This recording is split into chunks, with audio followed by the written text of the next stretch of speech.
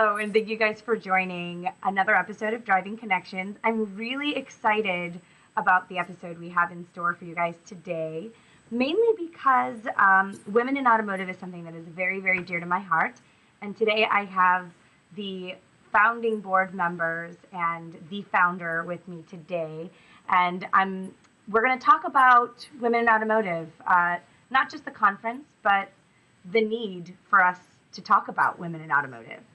So with me today on video, I have Christy Roman, who is the president of Now Digital and our founder. She kind of put all of this together and brought us together, and I wouldn't have met the rest of these incredible women if it weren't for Christy. Jody DeVere, CEO of Ask Patty, and Joni Stuker, the president at Owner Connect. And on audio with us today, I have Kathy Gilbert, who is the Director of Sales and Business Development at CDK Global. Thank you guys for joining me today. No problem. Thank you. Good to see you. Thank you. Thank you. So first and foremost, Christy, the most common question I get asked is, why are you doing this? Why is this women's conference even necessary? And I think that's a perfect place to kick off our conversation.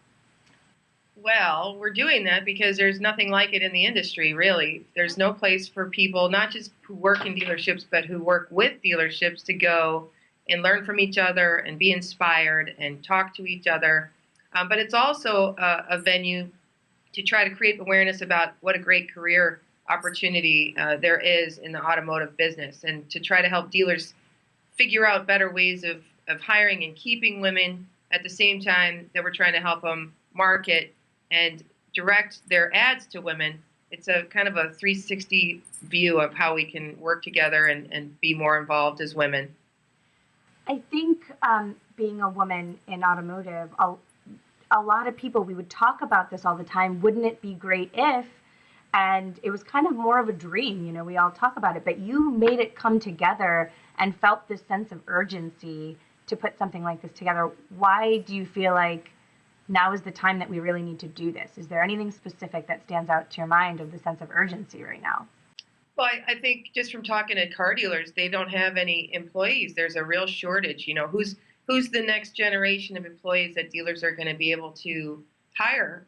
And women are underutilized. I think it was Craig Lockhart who said that 90% of the women who go work at a dealership end up gone shortly after. And I think if you were to ask a typical college student graduating with no job, they wouldn't even think about going into the car business. So there's a tremendous pool of talent that dealers are not taking advantage of.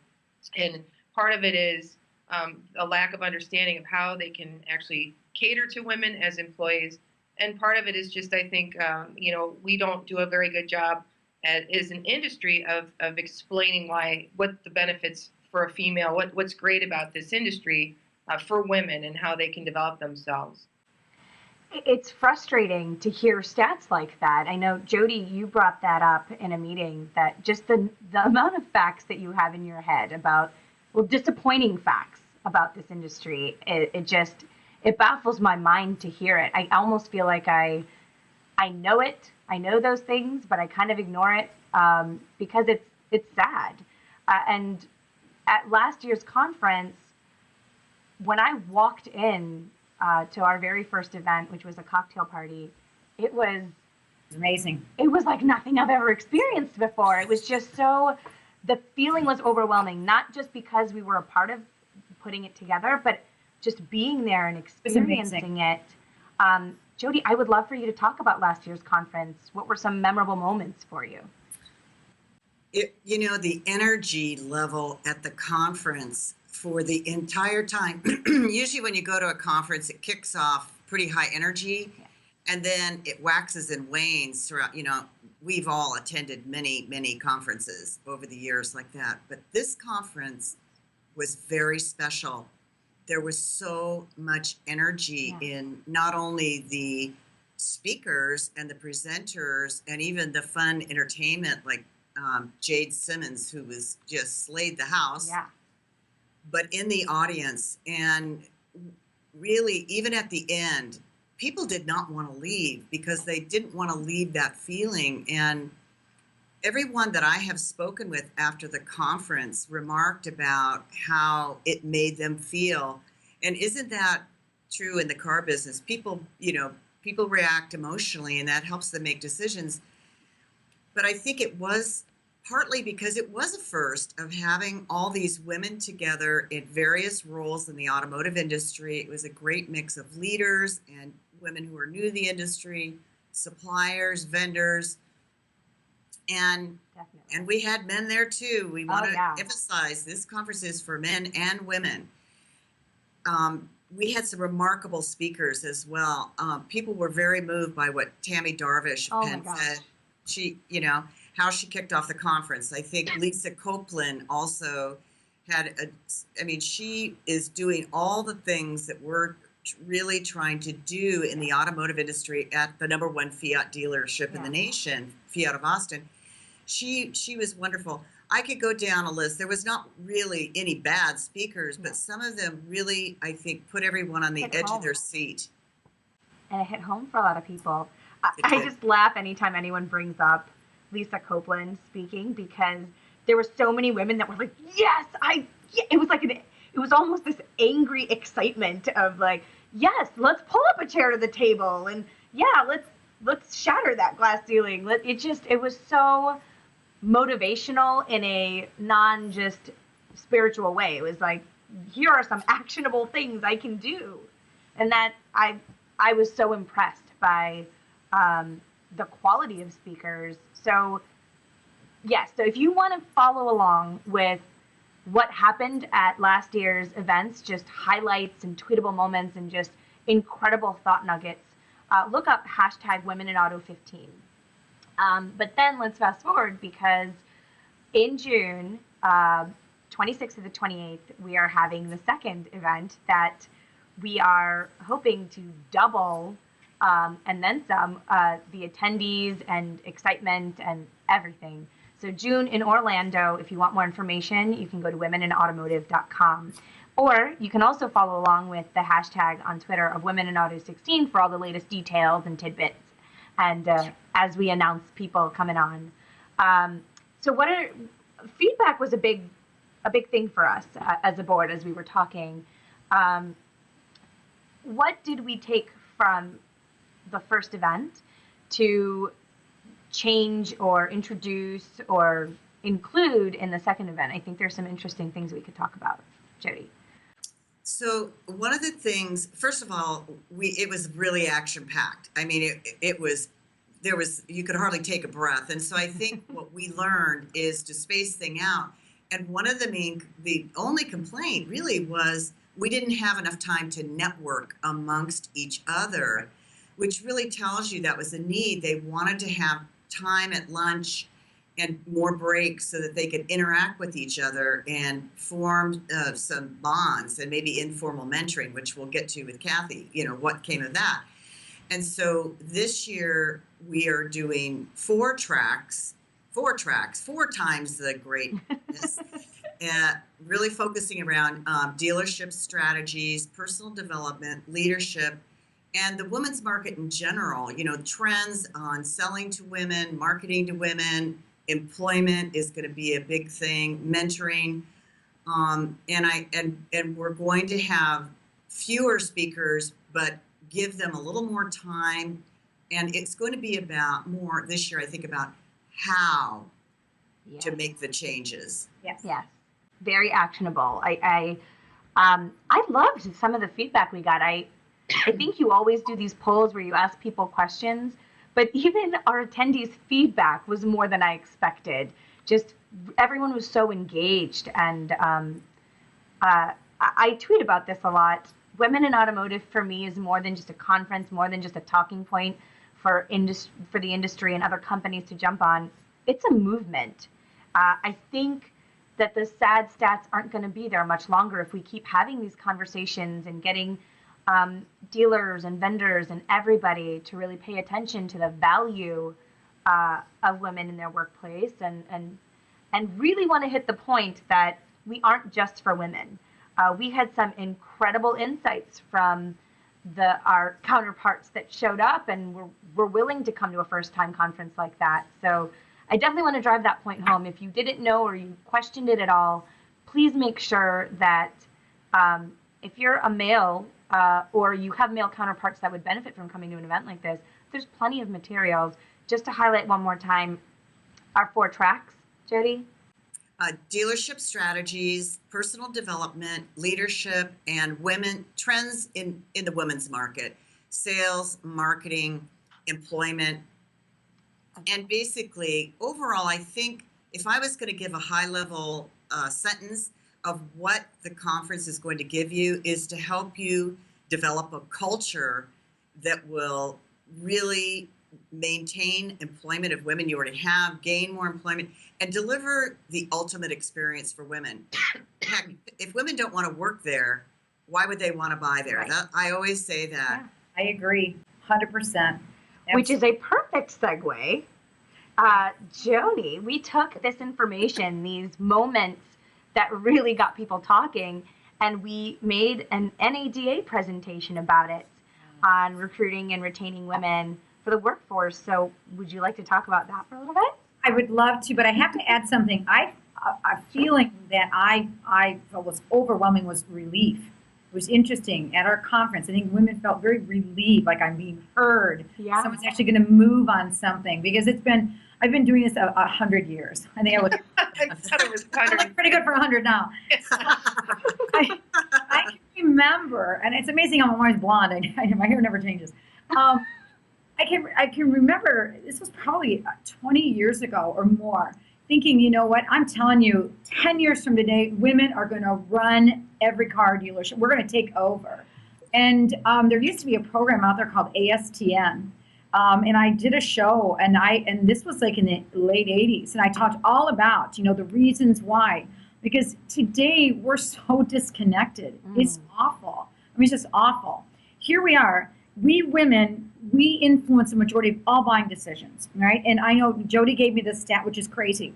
Women spend over $200 billion, okay, a year on servicing and purchasing. And yet we're nowhere. Why? So, I mean, it makes no sense. So our NADA presentation is going to be extremely eye-opening and very practical. So they walk away. I don't want them to feel like you're right. They need to be able to go back and say, you're right. Now, how do I do it? Right. How do I change the culture? How can I even be aware of what that culture is or should be, and how do I make that move? Yeah. To get into recruiting, specifics on recruiting, and how we can attract. And I know this is all about women, but it's even just better people, better environment, better productivity, better support. So when you walk out that door, it isn't just surface advertising, say we care, we're number one. It's like, no, show me, right? So the NADA is about, realities and how, not the why, we already know why, we don't have to go there. But we're from Missouri, we're the show me people. We're going to show you how to get it done, right? So those men and women that participate are going to love it. They're going to walk out going, I got it. And it's, I think it's important to mention that it's not just about women. A lot of the grievances, a lot of the conversation about being able to hire and retain women are applicable to a lot of men, to a lot of millennials, to a lot of different people. And it really just comes down to culture. And while this is an important focus point that we really need to be talking about and focusing on, it's more about the overwhelming culture, the negative connotation of what the culture is in automotive that kind of limits women from joining. And Subi, they wouldn't even think about it. Let's be real. I remember, again, when I got into car sales, my mother cried.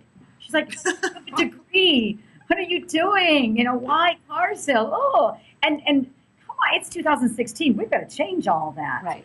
Chrissy touched on it, and it is so true. It's an amazing, amazing world to work within.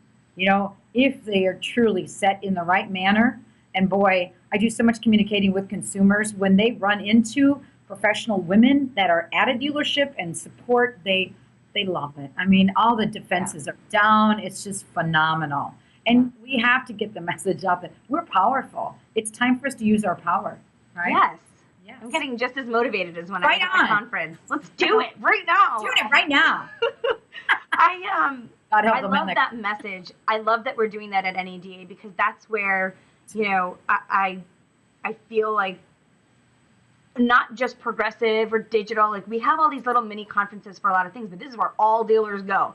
And to have that as an important, just even if they don't even attend, but just see it as a topic and think about it, that in itself will be powerful.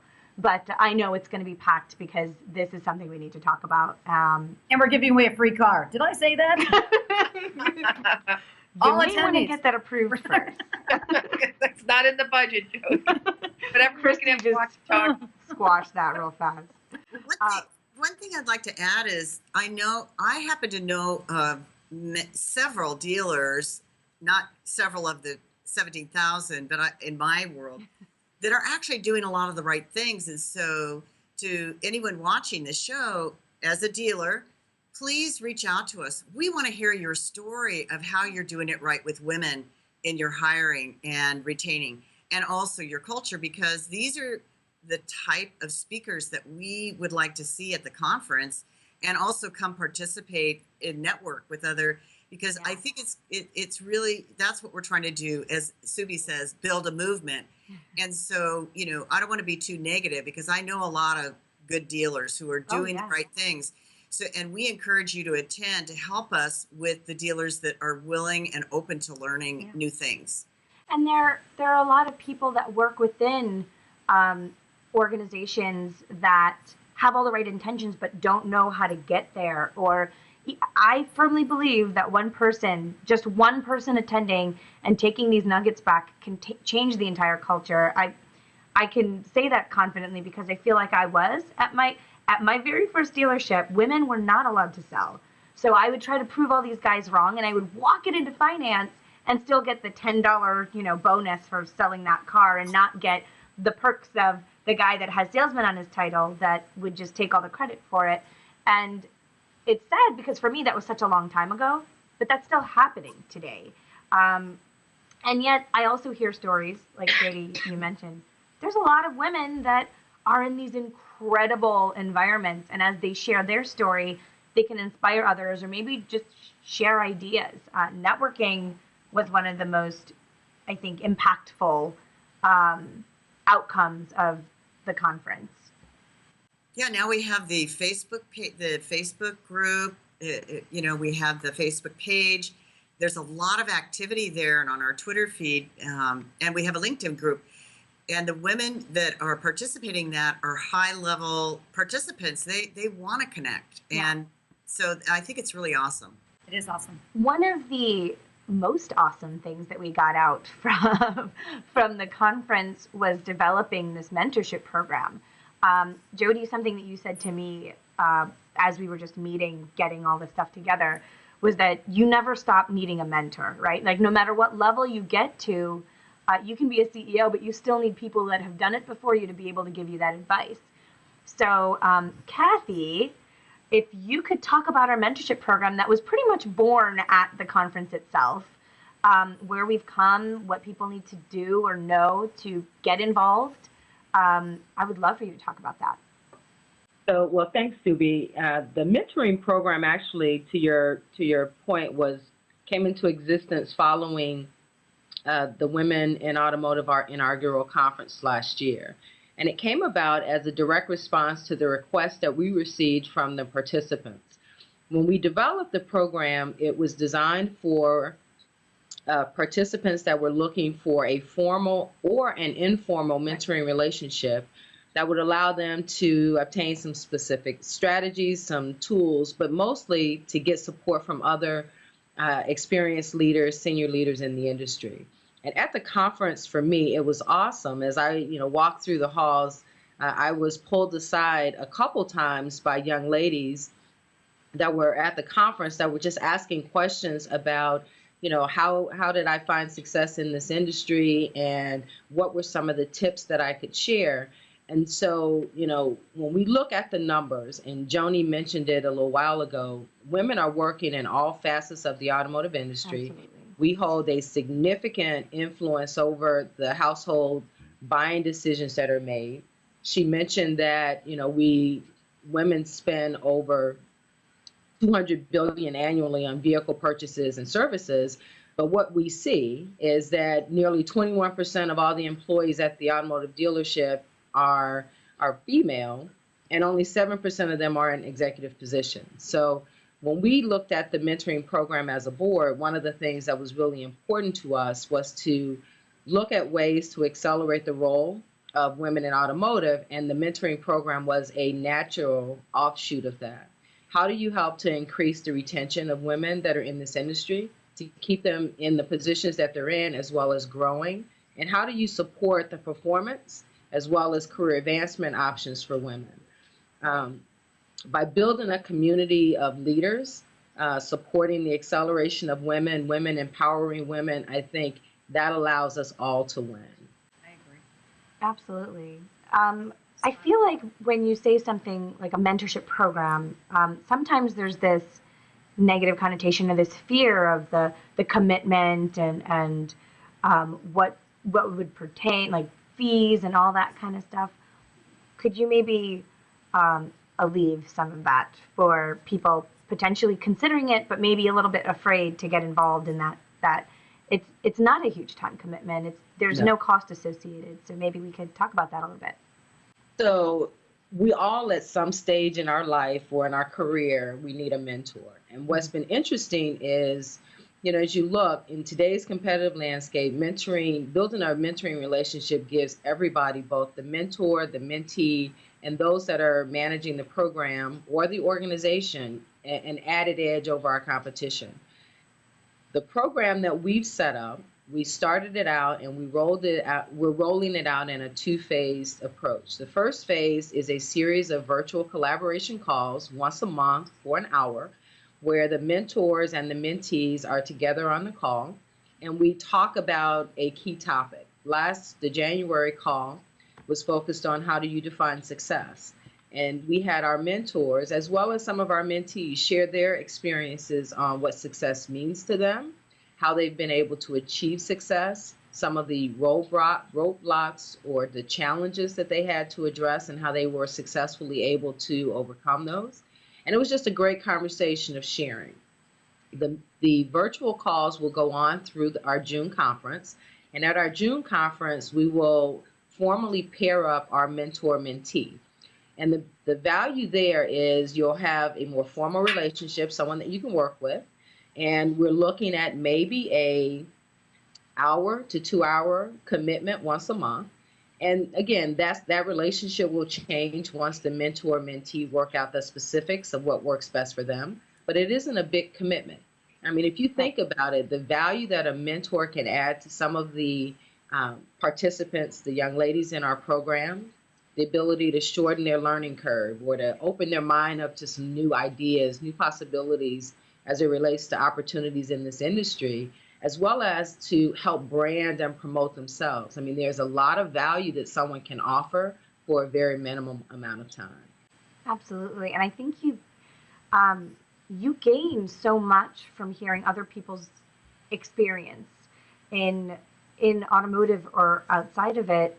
Sometimes we think that if we've been in a certain situation, and I can speak on the internet director side, because there's so many different roles and ways and paths into automotive, but the internet director side, we network with people that are just like us, and we almost assume that it's kind of all the same.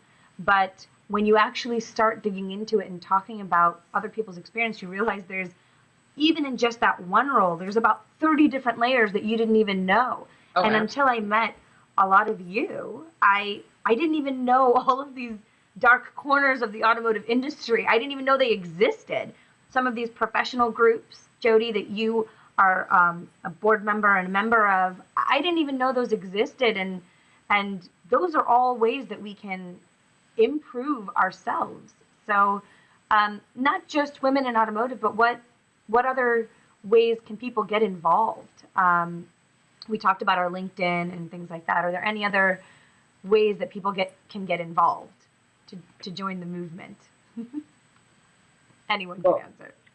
Oh, well, I was just going to finish up. When you think about the mentoring program, I mean, we do it every day. Women are naturally nurturers in that they want to help others to be successful. So even if you're not part of the formal mentoring program that we're rolling out, just look at ways that you can help and provide guidance and support to other women in the industry is a big start. Absolutely. So an interesting question. How does someone convince their boss to let them attend if they don't see the value? Who wants to answer?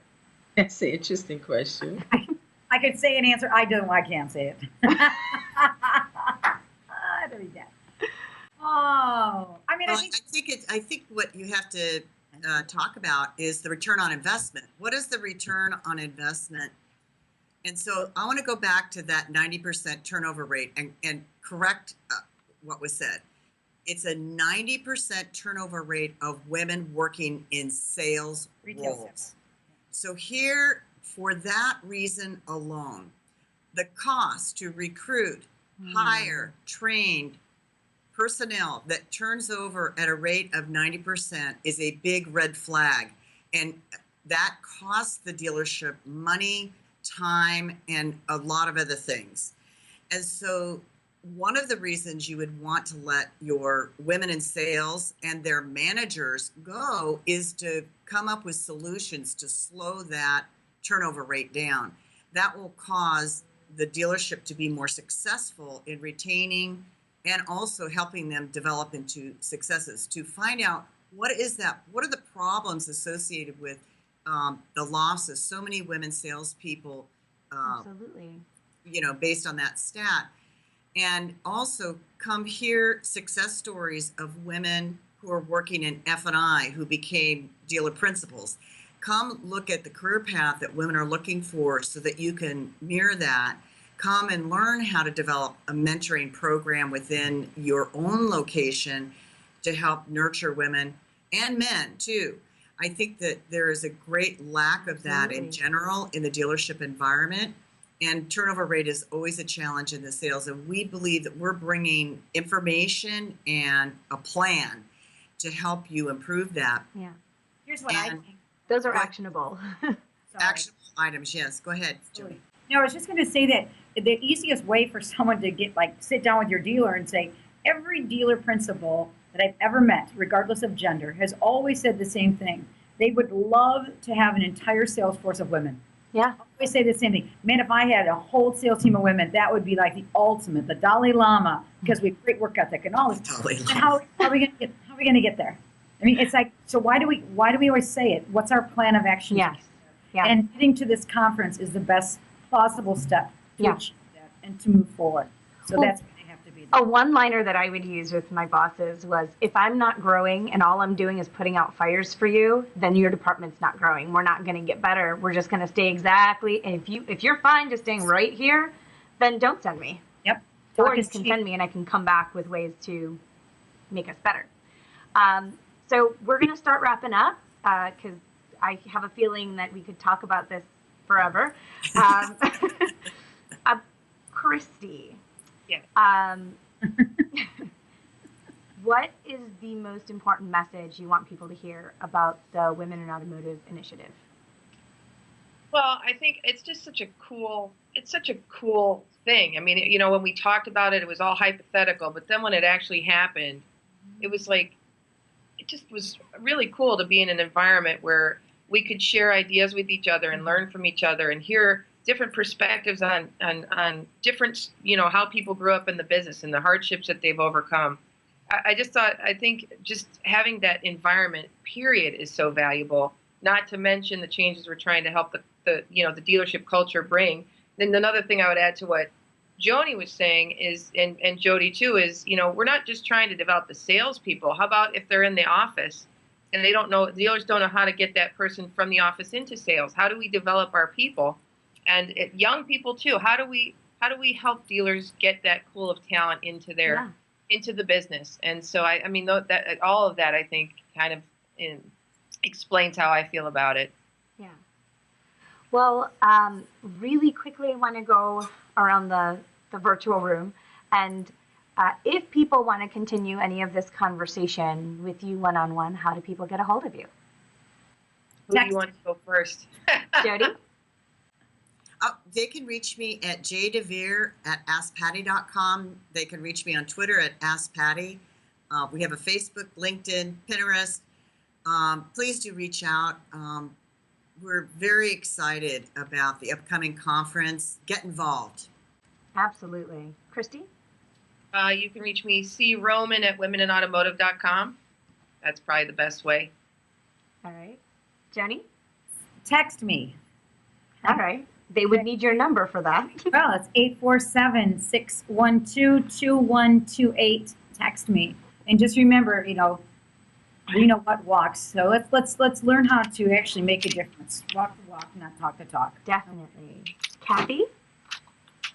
Best way to reach me is kathy.gilbert@cdk.com or Gilbert at womeninautomotive.com. That's kathy.gilbert@cdk.com. Awesome. Thank you. So just for some closing information on how to get involved with Women in Automotive yourself, we're on Facebook. We have a public page. It's facebook.com/womeninautoconf, CONF. On Twitter, we're at Women in Auto Co. Because there's a lot of women in autos taken. But just to direct you to the right places, you can go to either of those places. You can go to www.womeninautomotive.com directly and find all of our information there. But I want to conclude in saying thank you guys so much for joining me. But more importantly, you've all impacted my life in a very serious way. Having the time to get to know you has, I think, made me grow. And I've learned so much from being around you guys, and especially Christy, to include me on this and to even just, I don't know how you started this or came up with the idea and then decided to make it come to life. But thank you for doing this. For every woman in the industry, I'm going to say thank you, because I think it is just the beginning. And I think that we're going to change a lot of people's lives. And I appreciate you so very much for everything that you're doing. But thank you guys definitely for being here today to talk about this. This is just the beginning of an incredible movement. And I hope you guys all join us in Orlando, June 26th to the 28th, for an incredible chapter 2 in this incredible book of ours. So thank you guys so very much. If you have any suggestions for future episodes, please feel free to email me at subi@dealerauthority.com. You can follow me at subi101 or at asksubi on Twitter. Thank you guys again for watching, and I'll see you guys next week. Awesome. Thank you. Have a great day. Bye. Bye. Thanks.